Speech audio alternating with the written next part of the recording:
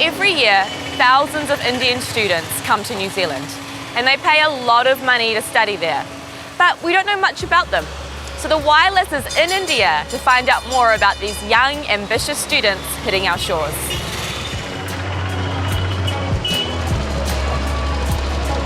International student numbers in New Zealand are on the rise, and they're a big moneymaker for our economy, mostly because these students are paying rent, taxes, and about 3 times the tuition fee that a domestic student would pay.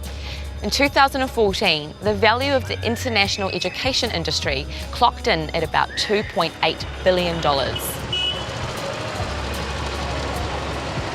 So last year there were about 100,000 international students in New Zealand, and about 24,000 of those are coming from India.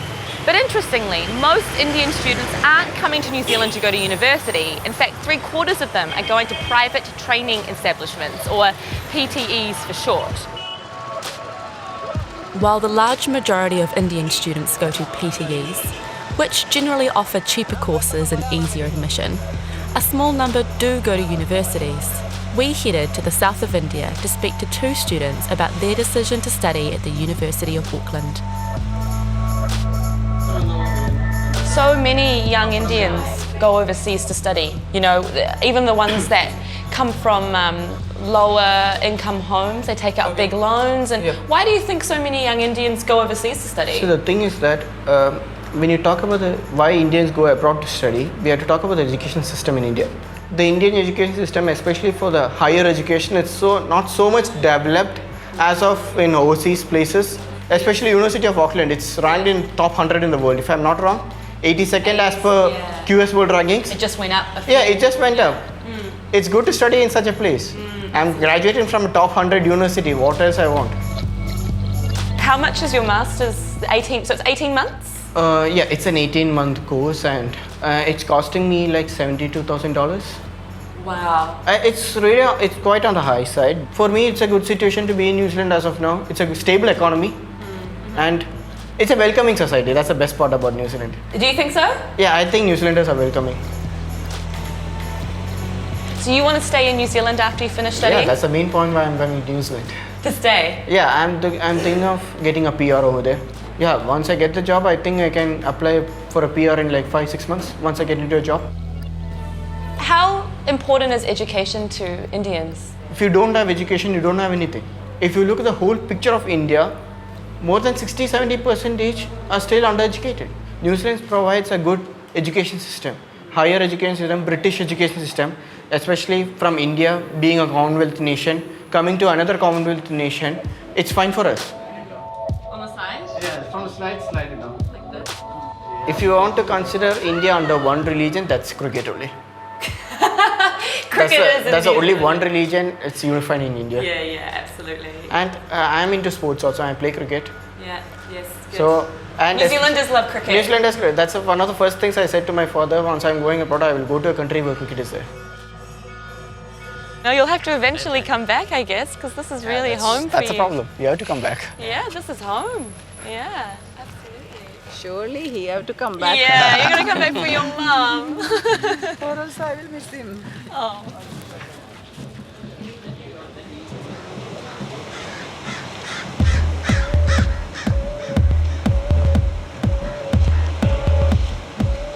Tell me a little bit about why you decided to come study in New Zealand of all places. It's so far away from India. If you take Mahatma Gandhi, if you take Vivekananda, all these people, they have been to abroad, they have studied there, they have come back. I'm not saying I'll become a legend like that, but still. We don't know.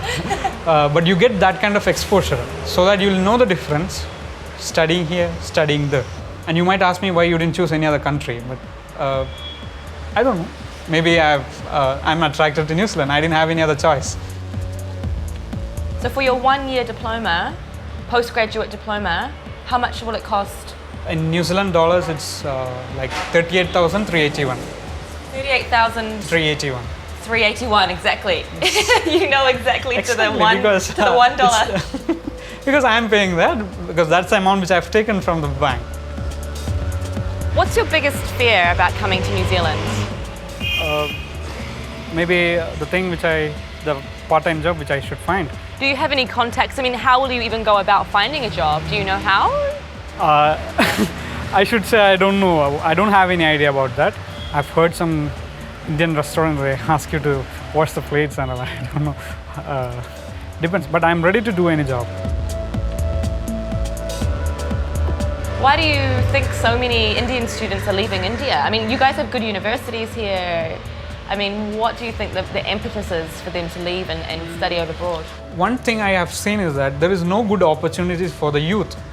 And when you go abroad, and if you study in a good college, if you study in a good university, I think you'll be placed in some good companies. And yeah, you will develop yourself more when you go outside from your place.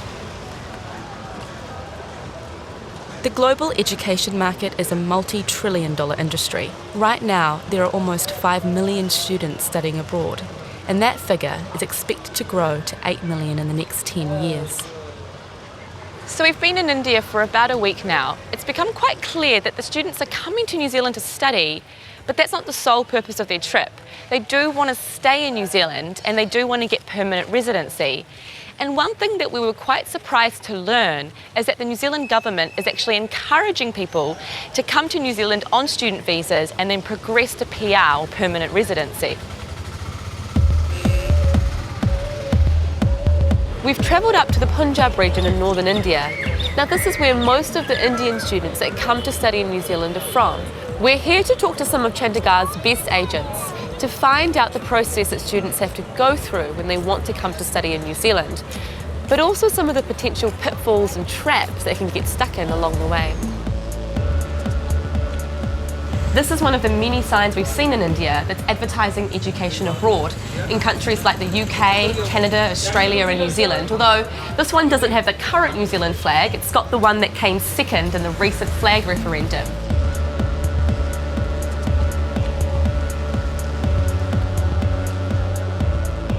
So I started my company in September 2002 and we recruit only for New Zealand.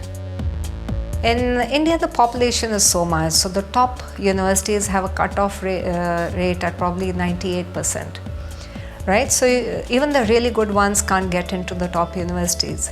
So then it's better to invest in overseas education. I don't see the point of somebody who doesn't have any money to take loan from here, there, everywhere and go and leave the family in so much debt that they'll never be able to repay. That is totally wrong, and I think it's cheating immigration when you're doing that. Because we are showing immigration, oh, we have the funds, we have enough money for living, we have enough money for tuition, but you land up there and say, oh, I don't have money, I have to work overtime. So I think it's exploiting the whole system. So if you don't have the money, you shouldn't be going. There's so many people who are wrong in this. It's a whole system that is getting corrupted and we need to stop it right now. If you have unscrupulous agents whose main aim is to send you to small PTs where you're attending probably 2-day classes and not really gaining skills, it's really sad that's happening and it's very unfair for the students. So I think main thing is that immigration should come down really hard on those agents. And I think if you talk to Immigration Mumbai office, they know exactly what's happening. I do agree that students who go from here are high maintenance, but they turn out to be amazing, right? They just need to be given an opportunity. And they're so hardworking, right? So who doesn't like hardworking people? At universities, international students can expect to pay 3 times more than a domestic student. So it's no surprise that many are attracted to educational providers that offer cheaper alternatives. Private training establishments, or PTEs, offer courses in almost everything.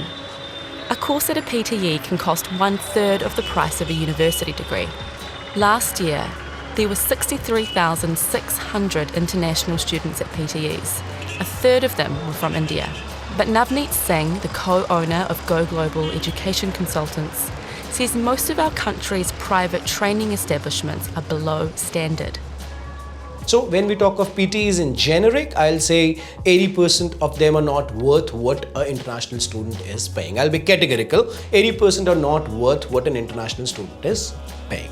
we as an outsider or as a student who's just 18, who's just turned 19 and is overexcited about going abroad and just somehow landing into the nation with all the hopes, he sees a wonderful website, which is pretty easy these days. He sees a nice brochure and then he sees that it's NZQA registered college. For him, it's all the same. The commission levels which few PDs offer are unheard of. They can pay me as good as what an ITP pay me for 3 students. It's you get less from universities, little higher from ITPs, and then PTs got no limits. Then PTs, you got to be greedy and you got to be mean and you can make whatever you want to make. Back in 2013, some PTEs were given permission by NZQA to enrol students on the basis of their own English tests, rather than external independent testing such as IELTS that were required before. This led to huge numbers of Indian nationals coming into New Zealand in 2014 and 2015, just before the rule was changed back. But it also increased the amount of fraud. We had Indian students with very low levels of English entering the country. Primarily, if I have to just put the blame strongly, it's the PTE. Who made the biggest money? The PTE. Now, when immigration in New Zealand is a little harsh, although it's one of the most respected immigrations for me, right? They're very transparent, they listen to you, they're nice, they're considerate, they have a humane approach. But yes, they had a knee-jerk reaction as well when they could see it happening. And I am pretty much in favor of what happened by the closure of this without IELTS.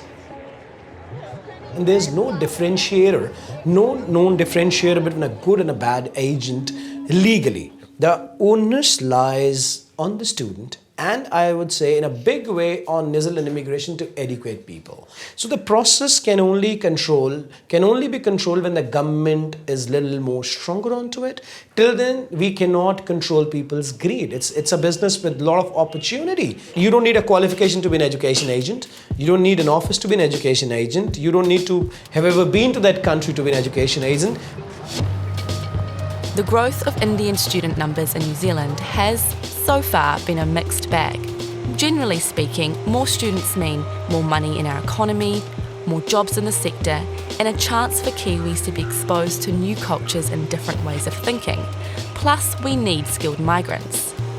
But there are those in India that are saying a tougher approach needs to be taken to crack down on fraud, as well as the low-quality PTEs offering subpar education and high commission rates to agents in India.